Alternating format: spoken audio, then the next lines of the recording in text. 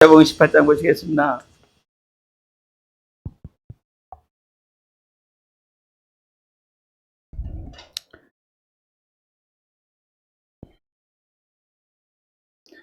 마태복음 18장 6절부터 8절까지 보시겠습니다. 제가 마태복음 18장이라고 했죠? 네. 18장 6절부터 8절까지 같이 합독하시겠습니다. 시작. 누구든지 나를 믿는 이 작은 자 중 하나를 실족하게 하면 차라리 연자 맷돌이 그 목에 달려서 깊은 바다에 빠뜨려지는 것이 나으니라. 실족하게 하는 일이 있으므로 말미암아 세상에 화가 있도다. 가게 하는 일이 없을 수는 없으나 실족하게 하는 그 사람에게는 화가 있도다. 만일 내 손이나 내 발이 너를 범죄하게 하거든 찍어내버리라. 장애인이나 다리 저는 자로 영생에 들어가는 것이 두 손과 두 발을 가지고 영원한 물에 던져지는 것보다 나으니라. 아멘. 두 손 두 발 다 가지고 가시기 바랍니다. 예. 예. 여러분이 저희 2박 3일 동안 답사를 갔다 왔습니다. 네, 기도해 주셨죠? 똑바로 얘기하세요. 기도해 주셨죠? 네, 기도해 주셨으리라 생각을 합니다. 이렇게 다니면서 아마 갑자기 또 이렇게 무더워졌지 않습니까? 그래서 이렇게 무더워서 사람이요, 개미 새끼 한 마리 없어요. 할렐루야. 개미 새끼들 나올지어다. 그래서 하나님 앞에 여러분이 기도로 잘 준비하셔야 이번 국내 선교 가운데 하나님께서 여러분을 향한 귀한 뜻을 발견하게 되실 것입니다. 예, 개미 새끼가 듣지 않아도 우리 주님이 만물을 창조하셔서 만물을 통해서 예배 받으시고 찬양 받으십니다. 그 일에 동참하십시다. 오늘 마태복음 18장 이 말씀은 이렇게 제가 이제 2박 3일 동안 이렇게 답사하면서 주님이 주신 말씀인데, 이제 18장을 이렇게, 원래는 주님이 다른 어떤 말씀을 주셨냐면, 70번씩 7번이라도 용서하라 라고 하는 이 말씀이 이렇게 생각이 나면서 이제 18장을 다시 이제 주님이 이렇게 펼치시면서 보게 해주신 건데, 왜 주님이 용서를 이렇게 말씀을 하실까, 이런 생각을 해봅니다. 먼저 하나 질문하고 갈까요? 우리 교회 목회 교회의 방향, 그 방향성은 여러분이 봤을 때 뭐라고 생각하십니까? 안수 집사님? 안수 집사님? 네, 제자에 가요 파송하는 거. 또요? 네. 박성인 권사님 뭐 있습니까? 잘 모르겠습니다. 아멘. 네. 할렐루야. 예, 우리 안수 집사님 말씀하신 것처럼 제자에 가여 파송하는 부분도 있고요. 선교하는 부분도 있습니다. 열방을 품고 기도하는 모양들도 있는데, 이 5가지를 이렇게 막 추려봐서 이제 뭐 지난번에 뭐 잠깐 나오기도 했지만, 첫 번째가 그겁니다. 첫 번째는 뭐냐면 그리스도의 형상을 닮아라. 주님을 닮아라. 나머지 것들이 이렇게 밑에 따라와요. 나머지 것들이 이렇게 따라오는데, 뭐 제자 삼는 거, 또 이렇게 선교하는 거, 이것들이 따라오는데, 제자 삼기 위해서 열심히 가르치고 전도도 하고 봉사도 막 했는데, 첫 번째 게 안 됐으면 빵점. 탈락이에요. 그것이 마태복음 7장이잖아요. 귀신 열심히 쫓았고요. 또 선지자 노릇했고요. 많은 능력을 행했어요. 그러나 아버지의 뜻이 거기에 있지 않았어요. 그죠? 능력도 막 행했대요. 귀신도 쫓고 하는 일들이 막 벌어졌어요. 그런데 아버지의 뜻과 전혀 상관없는 곳에 가서 내가 주님의 능력을 행했고 또 귀신도 쫓았고, 참 신기하죠? 아버지의 뜻이 없는 곳에 가서도 아버지의 뜻대로 하지 않는데도 불구하고 막 귀신이 나가요. 능력이 행해져요. 네? 말씀이니까 그럴 거 아니에요. 말씀이잖아요. 그런 일들이 비일비재하게 벌어지고 있다라고 하는 거죠. 이제 그런 인생들을 살았었던 신앙생활을 했었던 분들은 당연히 뭐라고 생각을 했을까요? 귀신이 떠나가니까 내가 하나님의 뜻대로 하고 있다. 내가 능력을 행하고 있으니까 당연히 하나님이 나와 함께하고 있다. 이렇게 생각하고 신앙생활을 했을 것 아닙니까? 그런데 주님은 나 너 몰라 이렇게 했습니다. 처음부터 나는 너 모르는 존재야 이렇게 말씀을 하셨어요. 주님이 저를 모르는데도 불구하고 저에게 들려졌었던, 저에게 보여졌었던 예수 이름 자체, 복음의 자체, 그것 때문에 귀신이 나갔고 그것 때문에 능력이 행해졌다 이 말이죠. 그런데 하나님은 저를 모르신다 하셨어요. 그래서 선교를 할 수 있죠. 귀신 쫓기 위해서 금식하고 기도하고 철야하며 축사하는 일들에 은사를 구하고 하는 많은 일들을 할 수 있었어요. 열방을 위해서 몸부림쳤어요. 그러나 첫 번째 대목이 되지 않으면 주님은 아무런 상관이 없는 거예요. 신앙생활을 하는 목적을 우리는 항상 알아야 되거든요. 본질을 알아야 돼요. 본질. 신앙생활을 하는 본질은 예수님 닮기 위해서, 그리스도의 형상을 담기 위해서, 그래서 예수님의 형상을 담는 존재가 누구냐? 신부라고 하는 거죠. 간단한 표현으로 이렇게 성경에 여러 가지 단어로 추스릴 수 있겠지만 신부에 대한 영성, 교회의 영성, 참 교회에 대한 영성을 우리가 알아야 되는 것이죠. 그래서 우리가 주님을 닮고 그리스도의 신부로 되어지기 위해서 철저하게 해야 될 것은 무엇이냐면 말씀에 대한 깨달음이 있어야 돼요. 뭐요?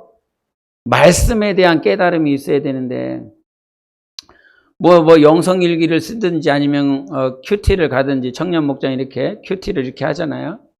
큐티를 이렇게 제가 이제 목회실 이쪽에 있었을 때, 저쪽 넘어 있지 말고 이쪽에 있었을 때 들으려고 해서 듣는 게 아니라 그냥 바로 옆에 청년 목장이 있다 보니까 큐티하는 소리가 이렇게 들려요.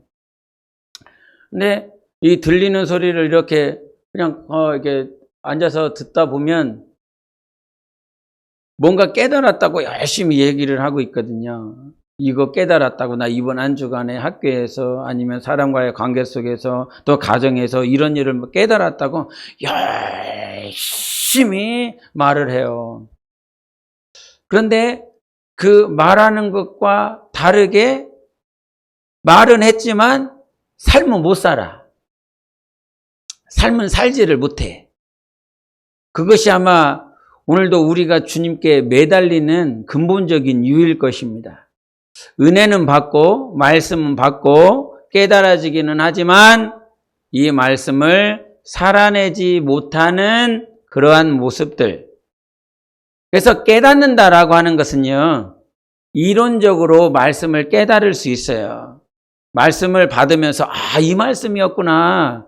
내가 깨닫지 못한 것들. 그래서 신학자들이 오늘도 수많은 신학들, 또 교단 내에 있는 다른 교리들, 아니면 수많은 박사들이 써내는 책들을, 원어들을 고고학적으로, 역사학적으로 다 따지면서 그것들을 정립해서 하나의 교리나 아니면 교훈들을 만들어냅니다. 그 하나를 위해서 70년, 80년을 다 보내서 그거 하나를 깨달았다라고 말을 하죠. 루터도 마찬가지고요. 칼빈도 마찬가지고요. 존 웨슬리도 마찬가지고요. 다 어떤 깨달음에 대해서 이렇게 얘기를 해요. 그것들을 부정하는 것이 아니라 하나님은 우리에게 깨닫는 것이 무엇이냐라고 말을 했을 때 이거를 안다라고 표현하지 않습니까? 깨달았다라고 하는 건 안다라고 하는 것인데 이 안다라고 하는 처음 단어를 언제 쓰셨습니까? 아담과 하와가 동침할 때 썼습니다. 그러니까 깨닫는다라고 하는 건 성경을 읽으면서 이렇게 깨달았어. 이 말씀이구나. 이게 아니에요. 누가 나에게 가르쳐 주신 설교하면서 여러분이 들었었던 그 감동들 이게 깨달은 게 아닌 거예요. 이론적인 깨달음이라 저는 이렇게 표현하고 싶어요. 이론적으로 문자적으로 깨달은 거. 모세를 통해서 하나님께서 애굽에 보내서 하나님이 계시다. 하나님의 이름이 여호와다. 이 이름을 영원히 기억해야 된다라고 그들이 문자적으로 이론적으로 알 수 있었어요. 그러나 이 이름이 어디로 가야 됩니까? 광야까지 가야 됩니다. 하나님의 그 이름과 하나님의 임마누엘이 단지 애굽에서 모세를 통해서 들었었던 그 소식이 아니라 광야에서 실제적으로 하나님은 여호와시구나, 구원하시는 분이시구나, 하나님은 스스로 계시는 하나님이시구나, 다른 신들과 비교할 수 없는 스스로 자존하시고 오늘도 역사하시는 하나님이시구나 라고 하는 것들을 광야에서 깨달아야 되는 거거든요. 그것을 동침한다 그러는 것입니다. 그것을 안다라고 그러는 것입니다. 그러니까 오늘도 말씀을 들으면서 깨닫는 거, 교제를 하면서 깨닫는 거, 내가 어떤 많은 교제와 또 책을 통해서 알아듣고 깨달았다라고 하는 거, 그거는 시작인 거예요. 내가 주님을 경험하기 위한 시작이란 말이에요. 그래서 신앙생활이다라고 그랬을 때는 말씀이 있는 것과 함께 반드시 플러스 돼야 될 게 있어요. 뭐가 있을까요? 순종이지요. 말씀은 알았어요. 말씀은 깨달았어요. 말씀을 받았어요. 그럼 뭐 할 건데? 말씀 받아서 뭐 하려고요? 뭐 콩국밥 먹으려고요? 말씀 받아서 뭐 하시려고요? 왜 말씀을 받으려고 그래요? 왜 은혜를 받으려고 그러지요? 왜 그렇게 감동받기를 원하고 눈물 뿌리기를 원하십니까? 뭐 하려고? 쓰잘데기도 없는 거. 뭐가 없으면요? 순종이 없으면요. 순종이 없으면 주님이 베드로야 와라 그랬어요. 들었어요. 주님이 부르시는 음성을 들었어요. 주님이 저기 바다 위에 계신 것을 보았어요. 봤으면 뭐 하려고? 은사를 얻었으면 뭐 하려고? 말씀을 보고 주님을 봤으면 뭐 하려고? 아무런 쓸모없는 거. 그냥 배 안에 앉아있으면 내가 원하는 곳에, 안전한 곳에, 보호받을 만한 곳에 그 배에 앉아있으면 뭐 하려고? 주님 나를 오라 하소서! 뭐 하라고 그렇게 얘기를 해? 주님 내게 은혜 주세요! 뭐 하려고 그런 얘기를 하고? 주님 내게 말씀을 주세요! 나에게 성령 충만을 주세요! 뭐 하려고 기도하십니까? 왜 그렇게 외칩니까? 네. 그 말씀을 받아서 순종해서 뭐 하려고? 주님 닮으려고. 주님의 마음을 경험하려고. 주님은 이런 분이시구나. 그것들이 내 영혼 안에 체질되어서 주님이 저렇게 사셨으니 나도 주님 닮아가리라 라고 하는 것까지 가야 되는 것 아닙니까? 주님이 우리에게 자신의 정체성에 대해서 이렇게 말씀을 하실 때 마태복음 4장 4절에 이런 말씀하셨잖아요. 사람이 떡으로 사는 것 아니야. 하나님의 입으로부터 나오는, 그 다음이 중요해요. 하나님의 입으로부터 나오는 모든 말씀이 중요한 거예요. 그냥 말씀이 아니라 인생은, 즉 우리는 하나님의 일부, 창세기에 계시록까지 있는 일부 말씀, 내가 원하는 말씀, 이사야서 1장부터 39장까지 원해요? 40장부터 66장까지 원해요? 뭔지 모르지요. 회복과 생명과 은혜와 사랑을 말을 있는 40장부터 66장까지를 원해요? 1장부터 39장까지 있는 심판, 형벌, 죄악에 대한 것들을 다 드러내시는 하나님을 원하세요. 앞에 있는 말씀이 있어야, 1장부터 39장까지 있는 이 말씀이 내 삶에 있어야 40장부터 66장까지 있는 그 말씀이 은혜가 돼요. 생명이 돼요. 요즘 애들은 이 옛날에 밥이 없었다, 쌀이 없었다, 우리 배 굶었다 그러면 애들은 뭐 먹어야 된다고 그래요? 라면 먹고 살면 되지 왜 밥이 없어서 그걸 굶고 사냐고 이런 얘기를 하잖아요. 내 삶에 심판이 얼마나 힘들고 어려운 것인지, 얼마나 고통스러운 것인지, 내 삶이 고통스러운 것이 얼마나 아픈지, 절절한지, 그 절절한 고통 위에 사랑한다. 내가 너와 함께 있었다. 내가 너의 주였고 내가 너를 인도하고 있었다. 이 말씀이 은혜가 되는 거지. 그래서 로마서에 계속 강조하는 게 뭐예요? 죄가 더하는 곳에 은혜가 더한다고. 제가 죄에 대해서 이렇게 잠시 이제 묵상을 하면서 죄라라고 하는 죄가 이렇게 딱 들어오면 뭘 느끼냐면 내 안에 아픔을 느껴요. 내가 하나님 앞에 범죄를 하면 아파요. 가슴이 먹먹해요. 너무 힘들어요.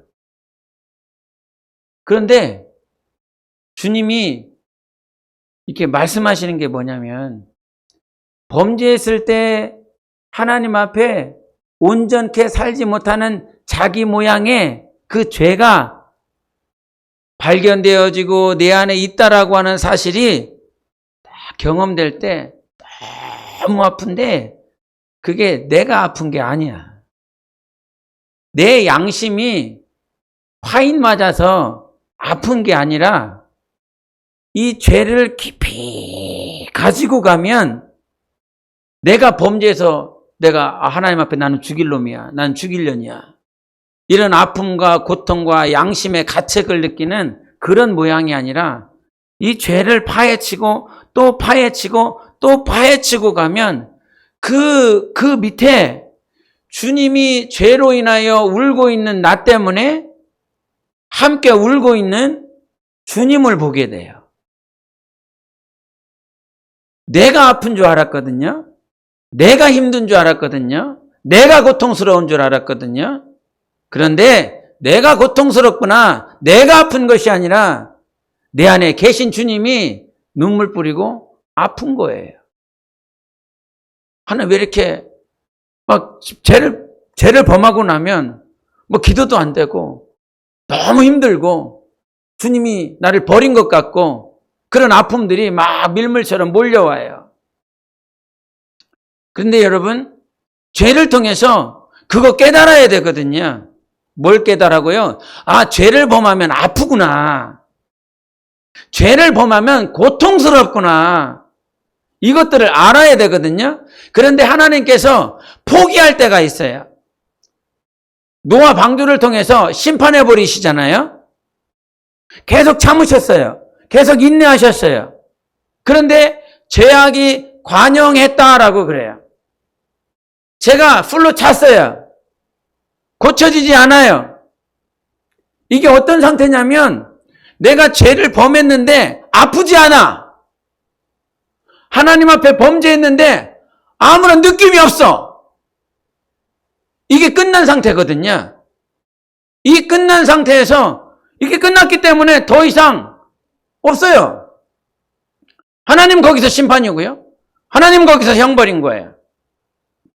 그런데 거기까지 가지 않는 우리의 삶 가운데 최소한 거기까지 가지 않는 삶이라고 한다면 우리는 죄를 통해서 아파해야 돼요. 무엇 때문에? 주님이 눈물 뿌리고 있다라고 하는 사실 때문에 아파할 수 있어야 돼요. 주님이 우리가 죄를 범하면 이렇게 힘들어 하시는구나. 주님이 이렇게 고통스러워 하시고 눈물 뿌리고 있구나. 근데 그 죄를 통과하고 나올 때에 주님께서 우리에게 이제 주님의 눈물이 아니라 주님의 사랑과 주님의 생명을 우리에게 부어주시는 것입니다. 항상 이 구약과 신약이면 신약을 좋아하고 이사에서 전반부와 후반부 있으면 후반부를 선택하는 것이 우리의 삶이지만 반드시 유념해야 될 것이 있습니다. 이 앞에 있는 모양들, 여러분의 죄악된 모양들, 범죄하는 이 모양들 안에서 주님의 아픔과 주님의 눈물을 경험하셔야 됩니다. 그리고 그 주님의 눈물과 아픔이 결국은 사랑과 생명으로 가기까지 포기하지 않는 하나님을 바라볼 수 있어야 되거든요. 단지 하나님의 말씀을 이론적으로 문자적으로 경험하는 삶이 아니라 우리는 실제 하시는 하나님을 성령으로 경험해야 되는 것입니다.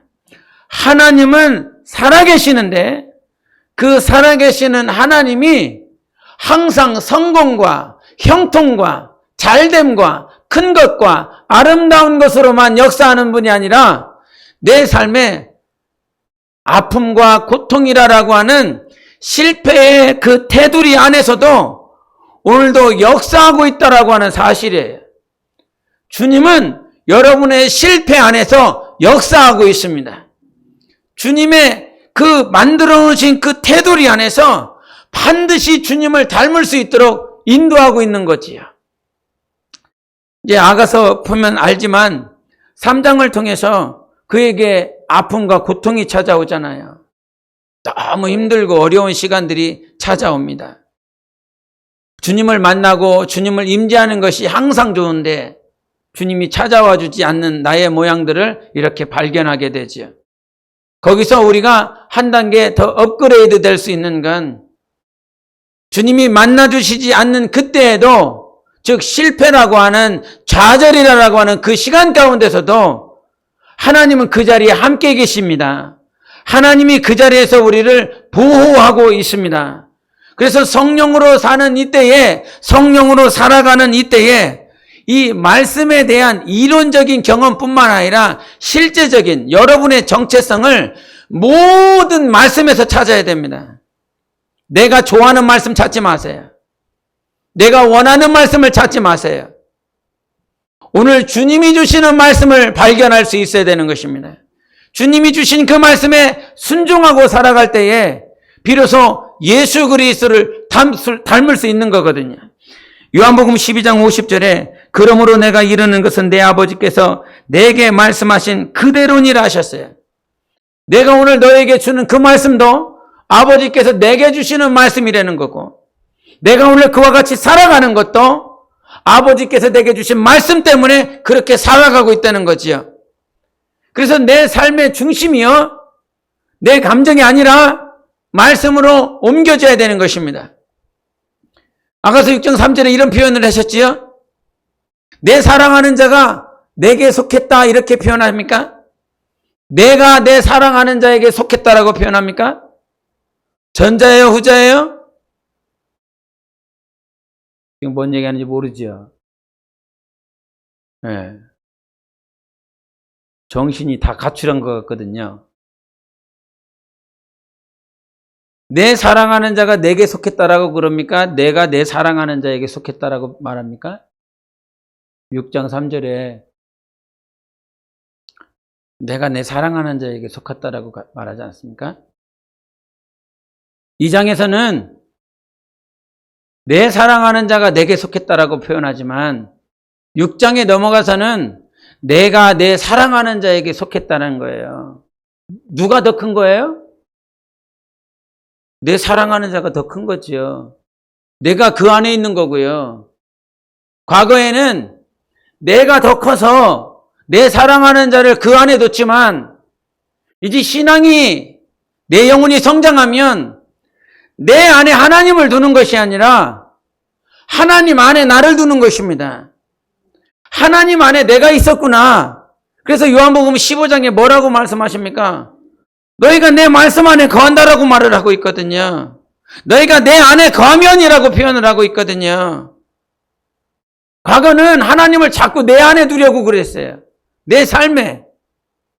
그래서 그 여인도 표현하는 것이 저물 때까지 오세요. 밤에 오지 마세요. 저물기 전에 내게 있는 곳으로 오세요. 자기가 원하는 플랜과 자기가 원하는 계획, 시간대에 주님께 기도하고 주님께 아뢰고 주님께 소원을 올려드려서 주님을 나에게 맞췄어요. 그러나 신앙생활은 그렇게 하는 게 아니에요. 그런 신앙생활이 있어야지요, 당연히. 그러한 과거의 모양들이 있어야지요. 모든 주님의 말씀과 주님께서 주시는 명령들을 나에게 맞추는 시간들이 필요했지요. 그러나 시간이 지나면 내가 말씀을 받았고 깨달았다라고 하는 것은 이제 나에게 주님을 맞추지 않고 주님께 나를 맞추는 것입니다. 주님의 말씀에 내 삶을 드리는 것입니다. 아까도 찬양했죠. 끝까지 주를 위해서 살아내리라고. 입술만 찬양하지 마시기를 바랍니다. 아주 형편없습니다. 맨날 입으로만 주를 위해서 살겠다고. 맨날 끝까지 주를 위해서 예배하겠다고. 맨날 입으로만 하는 것. 그런데 그런 시간들이 우리에게 다 있습니다. 저도 있었고요. 지금도 있을 수 있고요. 네? 그런데 그런 인생들, 주님을 위해서 예배하고 주님을 위해서 살아야 되겠구나. 이건 문자적인 이론적인 깨달음일 수 있지만 끝까지 주를 위해서 살아갈 수 있도록, 순종할 수 있도록, 삶으로 경험할 수 있도록 하나님이 포기하시지 않고 인도하시는 것입니다. 그래서 하나님의 사랑이면 되는 거예요. 그래서 하나님을 신뢰해야 되는 것입니다. 하나님을 신뢰하세요. 옆 사람에게 축복하십시오. 하나님을 신뢰하십시다. 예. 그래서 하나님을 신뢰하는 그 삶 계속 살아요. 끝까지 살아요. 그래서 오늘도 싸워야 될 것이 있어요. 하나님을 신뢰하지 못하도록 만드는 영들이 얼마나 많이 있습니까? 고린도후서 4장에 뭐라고 말씀해요? 이 세상에 미혹하는 신들이, 종교의 영들이 있어서 믿지 못하는 자들을 다 혼미케 한다라고 말씀하고 있습니까? 믿는 자들 역시도 사울 왕을 그와 같이 혼미케 하고 미혹했었던 영들이 있지 않습니까? 하나님을 신뢰하지 못하도록 만드는 것이 더러운 영들인 것입니다. 그래서 내가 주님을 구하고 주님을 찾는 이유는 내 안에 더러운 영이 역사하지 않고 하나님의 영이, 하나님의 말씀이 역사하도록 내 삶을 드리기 위한 것이다 이 말이지요. 그래서 여러분, 말씀에서 본질을 찾아야 돼요. 말씀만을 신뢰해야 되는 것입니다. 그 말씀을 신뢰할 때 비로소 우리는 죄악에서 빠져나올 수 있어요. 말씀을 계속 선포하는 거예요. 세상의 영은요, 하나님을 신뢰하지 못하는 부분만 보게 만들어요. 신뢰할 수 없는 부분만 이렇게 보이도록 해요. 선악과의 모양들, 하나님이 생각나는 것이 아니라 그 말씀을 주신 나의 주를 생각나게 하는 것이 아니라 오늘 내 눈, 내 귀를 주목하게 만드는 것들, 내가 오늘 갈망해야 될 거, 내가 오늘 바라봐야 될 거, 주님 한 분밖에는 없어요. 이것과 싸워야 되는 겁니다. 평생 싸워야 되는 거예요. 내가 지금 주님 보고 있는가? 아니면 내가 원하는 거 바라보고 있는가? 그래서 하나님께서 우리를 부르실 때에 항상 그와 같은 말씀의 근간을 두시면서 우리를 신부의 영성으로 단련하고 있어요. 말씀을 왜 받아야 되냐면, 왜 말씀을 내가 오늘도 구해야 되냐면 그 말씀은 이루어지는 말씀이기 때문에 그렇거든요. 그런데 그 말씀은 어디를 향해서 이루어지는 것이냐? 나의 축복, 나의 부귀영화, 그것을 향한 방향이 아니라 이 말이에요. 여러분, 이게 노를 젓다 보면 양쪽에서 노를 젓잖아요. 예? 양쪽에서. 근데 한쪽만 노를 지으면 어떻게 되죠? 열심히 한쪽으로 노를 젓어요. 막 땀을 뻘뻘 흘려가면서 노를 젓어요. 그럼 어떻게 돼요? 어디로 가요? 그 자리에 있는 거지 뭐 어디로 가. 계속.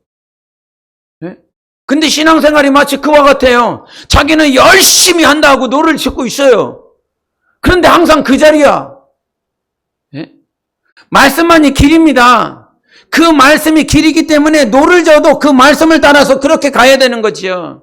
바다의 길이 보입니까? 길이 안 보이지요. 저 바다의 길이 보입니까? 저 하늘의 길이 보입니까? 보이지 않지요. 우리 영혼의 길이 보입니까? 보이지 않거든요. 그런데 성경은 뭐라고 말하냐면 말씀이 길이라고 말씀하셨어요. 말씀이 길인 거예요. 그러니까 내가 주님께 가려면 무엇 보고 가야 되는 거예요? 말씀 보고 가야 되는 거예요. 아무리 이 도로가 잘 되어 있다라고 할지라도 표지판을 보지 않고 가면 그 잘된 길이 무슨 소용이 있어요? 넓은 길이 아스팔트로 잘 포장된 그 길이 무슨 소용이 있겠냐는 말이죠. 표지판이 없어서 어디로 가고 있는지 모르는 것과 같은데, 하나님은 우리에게 말씀 안에서 본질을 찾으라고 말씀하십니다. 그래서 신앙의 여정들을 이렇게 보면 구약과 신약의 차이가 어디서 극명하게 드러나냐면, 율법이 하지 못하는 것이 있습니다. 무엇이지요? 사랑하지 못합니다. 즉 용서하지 못합니다. 용서하지 못해요. 그런데 신약이 들어오면 무엇이 성취가 됩니까? 용서가 성취가 됩니다. 사랑이 성취가 됩니다. 과거에 이런 질문들을 많이 받았어요. 어떤 질문을 받았냐면, 다윗은 구원을 받았습니까? 못 받았습니까? 송 집사님, 다윗은 구원을 받았습니까? 못 받았습니까?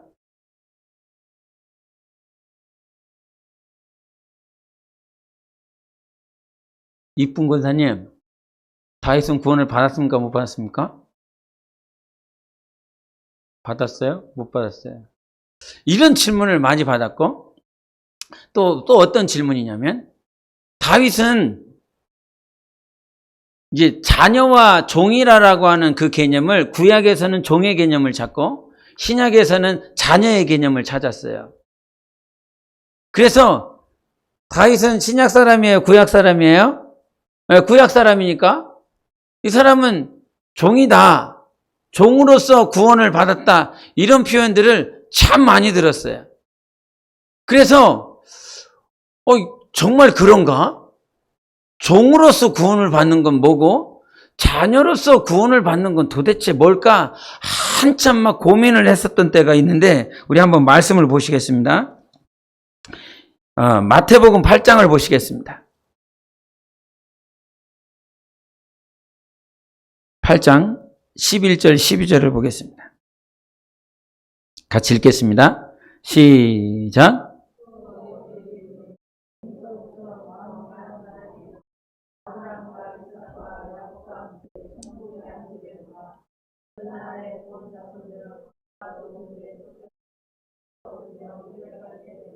예, 여기서 구약의 대명사인 누가 등장하지요?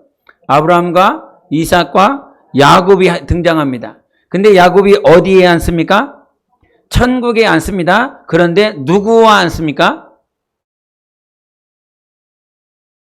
동서로부터 많은 사람이 온다라고 그러죠. 그러면 동서로부터 오는 사람들은 어디입니까? 동남쪽하고 서북쪽에서 오는 사람들이겠죠. 동남구에 있는 사람하고 이렇게 있는 사람들이 온단 말이에요. 쌍용동으로 다 모여서 아브라함과 이삭과 야곱이 같이 앉아요. 동서로 온다라고 하는 것은 이스라엘을 중심으로 해서, 예루살렘을 중심으로 해서 동서로부터 온다라고 하는 건 이방을 말을 하는 것입니다. 열방을 얘기하는 것입니다. 마지막 때예요. 하나님께서 동과 서로 수많은 이방과 열방으로부터 하나님께서 이렇게 오실 것, 이방 믿는 크리스찬들이 올 것을 말을 하고, 그들이 누구와 함께 왔습니까? 아브라함과 이삭과 야곱이 있죠. 그러면 이방인들은 종으로서, 이게 자녀로서의 구원받는 것과 종으로서 구원받는 것, 즉 구약에서 구원받는 것과 신약에서 구원을 받는 것이라고 그런다면, 이방인들은 어디서 구원받는 거예요? 어디 약에서 구원받아요? 신약에서 구원받는 거죠. 잘 따라오고 있어요? 잘 따라오고 계시죠? 이방인들은 신약에서 구원을 받는 거라 이 말이죠. 근데 아브라함과 이삭과 야곱이 누구랑 앉고 있지요? 동서로부터 오는 이방인들과 앉아요. 그들과 천국에 함께 앉는다고요. 그런데 아브라함과 이삭과 야곱은 종으로서 구원을 받고, 이방에 있는 사람들은 자녀로서 구원을 받는데 이들이 함께 앉죠. 말이 안 되거든요. 예수 그리스도의 보혈, 그거를 들으면서 정말 예수의 보혈로 말미암아 내가 자녀가 됐구나라고 하는 사실을 막 흥분됐어요. 저들은 종이야. 아무리 해도 종이야. 다윗도 종이야. 아브라함도 종이야. 솔로몬도 종이야. 다 종이야. 모세도 종이야. 그러나 나는 하나님의 자녀야. 이것 때문에 굉장히 프라이드가 과거에 있었어요. 자긍심이 있었어요. 아, 내가 자녀래. 예수의 피로, 예수의 보혈로 내가 하나님의 자녀가 됐대. 쟤들보다 내가 훨씬 낫대. 그것을 어디서 찾냐면 여자가 낳은 자 중에 가장 큰 자라 할지라도 그 말씀 있잖아요. 그 말씀과 연결돼서 하는 것인데, 예? 그런데 하나님의 말씀 그거 아니거든요. 예수 그리스도의 보혈은 구약이나 신약이나 믿는 모든 자들에게 하나님의 약속을 이루십니다. 보혈의 권세는 신약에만 있지 않습니다. 우리 히브리서 11장을 보시겠습니다. 히브리서 11장 39절 같이 보시겠습니다. 히브리서 11장 39절 시작.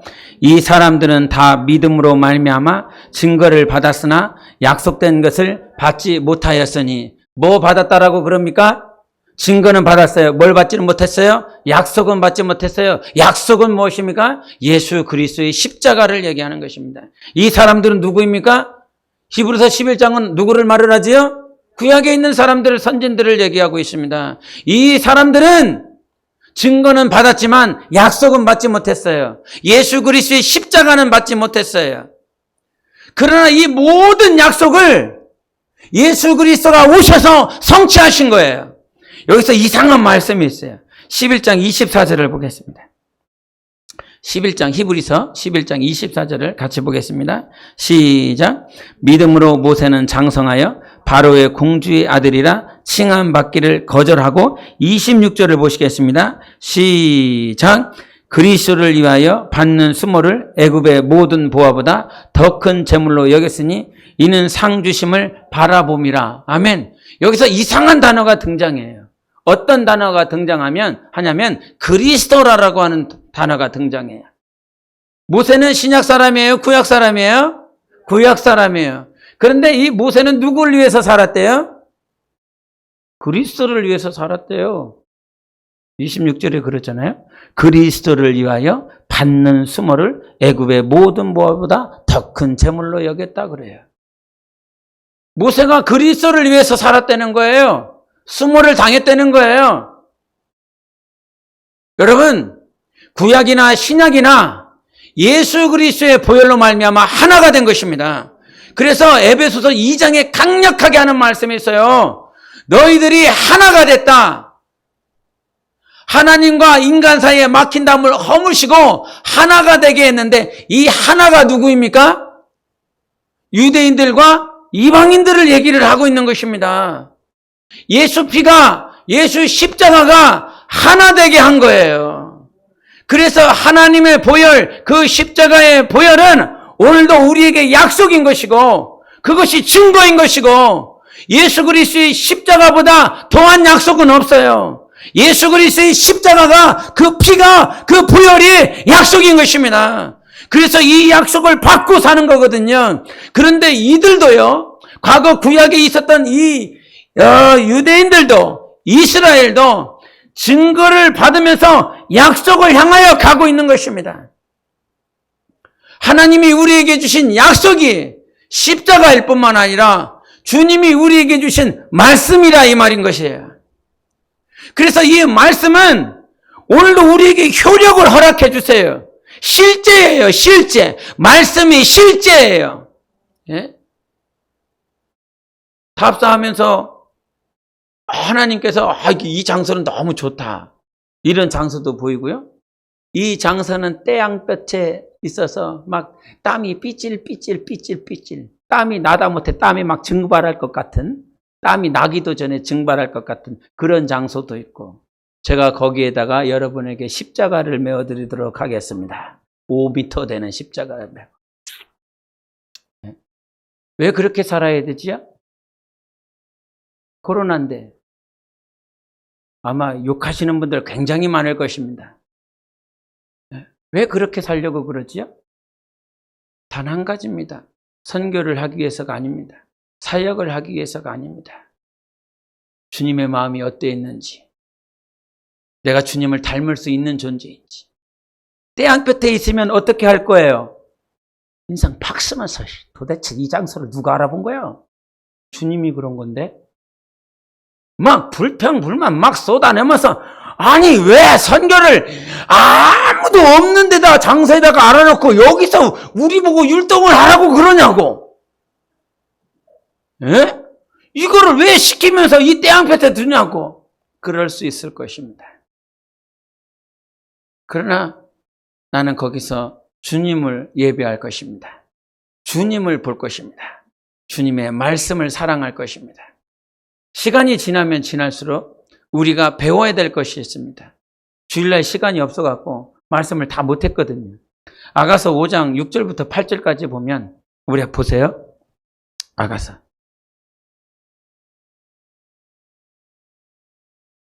5장 6절 7절을 보시겠습니다. 같이 읽겠습니다. 아가서 5장 6절 7절 시작. 내가 내 사랑하는 자를 위하여 문을 열었으나 그는 벌써 물러갔네. 그가 말할 때 내 혼이 나갔구나. 내가 그를 찾아도 못 만났고 불러도 응답이 없었노라. 성안을 순찰하는 자들이 나를 만나매 나를 쳐서 상하게 하였고 성벽을 파수하는 자들이 나의 겉옷을 벗겨 가져갔도다. 북풍이 와도 남풍이 와도 나 주님과 함께 가겠다고.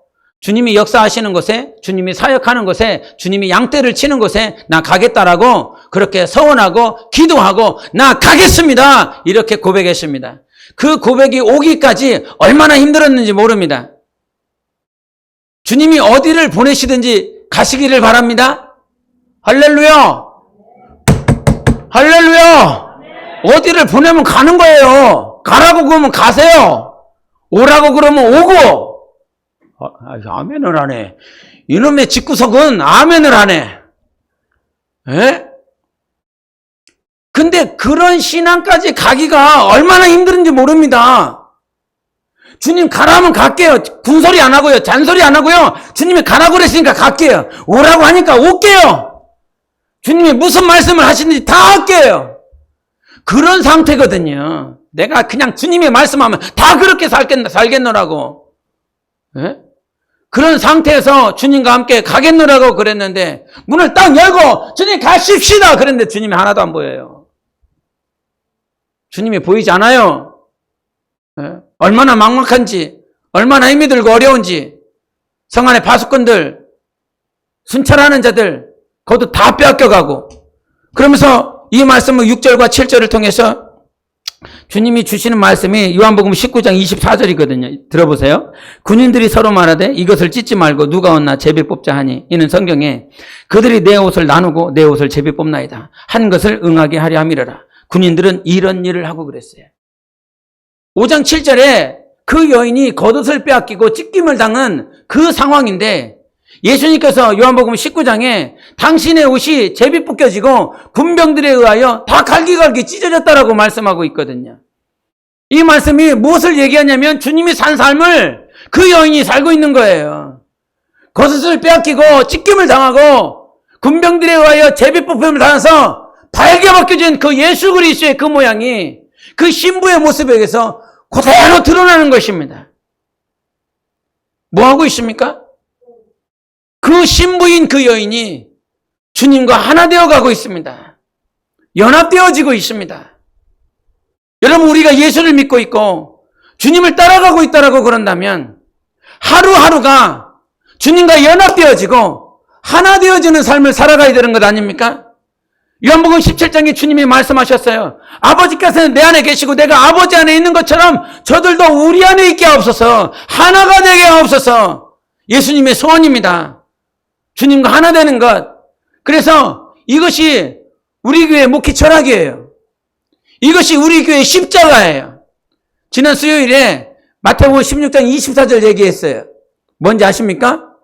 권사님 뭐였지요? 마태복음 16장 24절의 말씀이 뭐였어요? 대단하신 분이에요. 누구든지 나를 따라오기로든 자기를 부인하고 자기 십자가를 지고 따라오래라. 근데 여기서 자기 십자가가 뭐라고 그랬습니까? 아멘. 우리 권사님은 졸면서도 다 들어요. 피곤한데 정말 피곤한데 다 들어요. 내 십자가 지고 가라고요. 딴 사람이 원하는 거, 내가 원하는 십자가가 아니라 주님이 나에게 준 그 십자가의 말씀 그치고 가라고요. 그래야 누구를 닮는다고요? 주님을 닮는다고요. 주님을 닮을 수 있어요. 마태복음 18장의 말씀이 천국에서 누가 크냐 얘기한 거 있어요. 천국에서 누가 크지? 이 어린아이가 오는 것을 막지 말아라. 두 번째가 뭐냐면 실족시키지 마. 거기에서 세상을 정의해요. 세상은 어떤 곳이지요? 성경에 정의하기를 뭐냐면 세상은 넘어뜨리는 곳이라는 거예요. 세상은 다 스텀블이라고 하는 건 발을 걸어서 넘어뜨린다는 거예요. 세상은 좋아 보이고 아름다워 보이고 선한 것 같지만 이 세상은 정의되어져 있어요. 주님께 정의되어져 있어요. 세상은 나를 넘어뜨리는 곳입니다. 이 세상은 내가 넘어지기를 원하고 있습니다. 그래서 원수 마귀에게, 세상 마귀에게 속한 자들의 생각이 뭐예요? 웃고 있지만, 선하게 대하고 있지만 네가 넘어질 때를 기다리고 있어요. 밟고 일어서기 위해서, 무너뜨리기 위해서. 세상 학교 그렇지요? 그렇지, 승훈아? 네, 넘어지지 마요. 사업장이 그렇잖아요? 사업하시는 분들도 그렇지요? 잘 되는 놈, 그놈을 향해서 계속 시샘하면서 막 축하한다고, 사업 잘 돼서 너무너무 축하한다고 말을 하고 있지만 이 안에는 네가 넘어질 때를 기다리고 있어요. 그리고 넘어뜨릴 수 있는 절호의 기회가 있으면 자기가 직접 가서 발을 걸어버리는 것이 세상이라는 것입니다. 그런데 저 천국에서 큰 자는 어떤 자인자면 오늘도 어린아이를 사랑할 수 있는 자, 가장 지극히 약한 자를 밟아버리는 것이 아니라 주님께로 인도할 수 있는 마음을 가지고 있는 자, 실족하여 넘어질 수밖에 없는, 발에 걸려서 계속 넘어지고 있는 자를 실족시키지 마. 네 팔과 네 다리가 실족했으면 차라리 잘라버리고 천국에 오는 것이 낫다. 두 발과 두 팔을 가지고 지옥 가는 것보다 다 잘라버리고 와라. 다 잘라라. 여러분, 죄의 고통이 그 고통입니다. 내 팔을 잘라버리지. 내 다리를 잘라버리지. 네?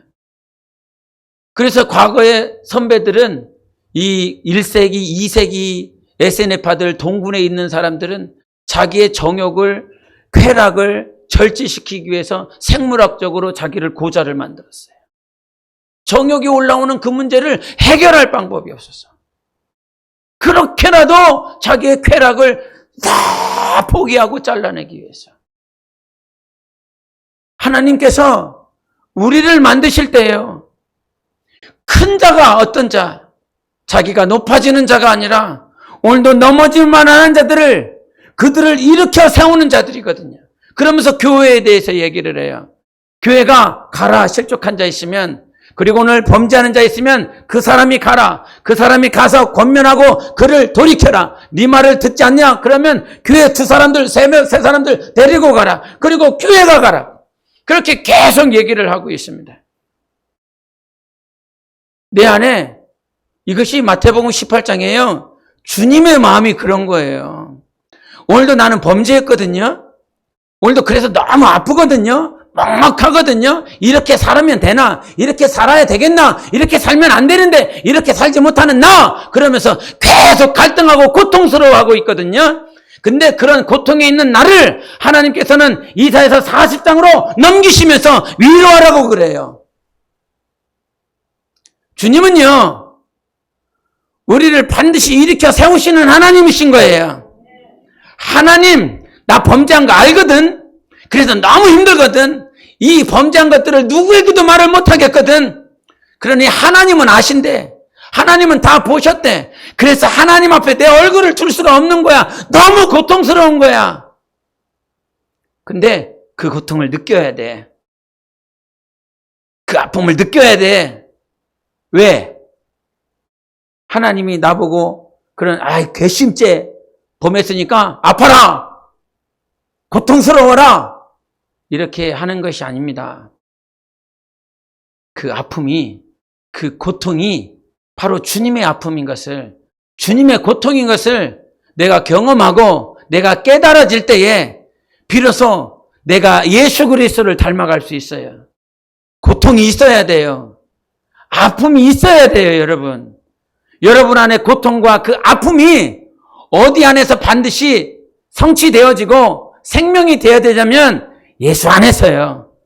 고통을 느끼세요. 아픔을 느끼셔야 돼요. 아파야 돼요. 아파야 돼요. 로마서 7장에 괴로워하고 있는 바울이 있잖아요. 육신의 법 때문에 굉장히 괴로워하고 있는 그 시간이 있잖아요. 그 시간이 있어서 죽을 것 같다고, 이 사망의 몸에서 나 좀 누가 좀 꺼내다 이렇게 하잖아요. 너무 힘드니까요. 그런데 8장으로 넘어가잖아요. 아픔을 느껴야 돼요. 고통 가운데 있으셔야 돼요.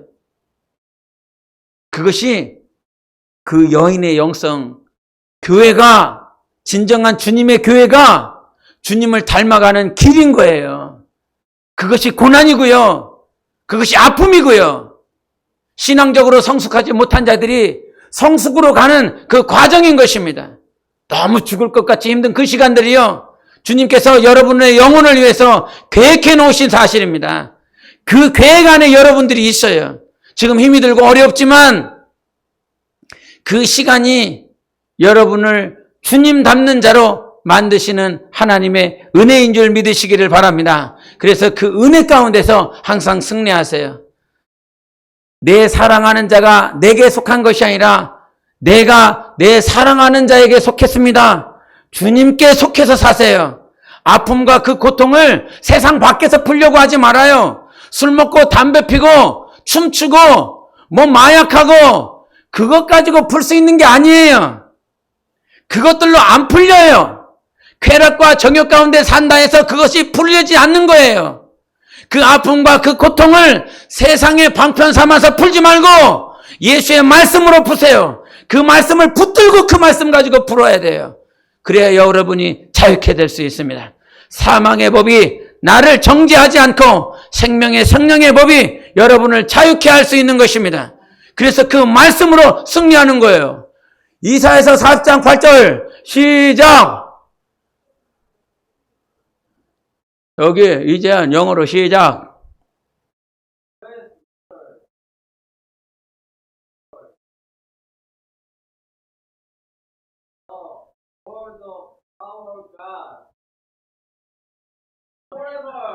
뭔 forever? 예. 푸른 마르고 꽃은 시드나 하나님의 말씀은 영원히 서리라. 우리 막 영어로 외워요. 근데 여러분 그 말씀을 믿으십니까? 그 말씀을 믿으십니까? 하나님의 말씀만 영원히 선대요. 그 말씀만 서 있대요. 나머지 것들은요, 다 꺾이고 다 사라진다는 거예요. 말씀만 서 있다는 거예요. 맨 마지막에는. 다른 건 다 없어져요. 말씀만 영원히 있어요, 여러분. 그러니 내 영혼에 말씀 두세요. 그 말씀을 품고 영혼 안에 말씀이 세워지는 삶을 사시기를 예수 이름으로 축원합니다. 우리 함께 기도하겠습니다. 오늘도 하나님께서 우리를 사랑해 주셨습니다. 우리가 주님을 사랑한 것 아니라 주님이 우리를 사랑해 주셨으니 오늘도 말씀으로 나를 변화시켜 주실 그 하나님의 사랑을 구합니다. 하나님, 내 영혼을 인도해 주시니 감사합니다. 제 가운데 고통스럽고 아파할 수 있는 나의 모습이 있습니다.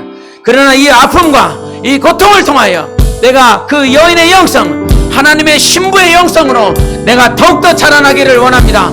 하나님, 내 영혼을 인도해 주시고 내 영혼을 사랑해 주시니 감사합니다. 내 안에 말씀이 서게 하소서. 다 무너지게 하소서. 내 안에 모든 우상들, 여러분 모든 우상 다 없어져야 됩니다. 여러분 안에 우상을 다 없어져야 됩니다. 말씀만 서게 하소서. 하나님의 말씀만 서질 수 있도록 해달라고 예수의 외치고 기도하겠습니다.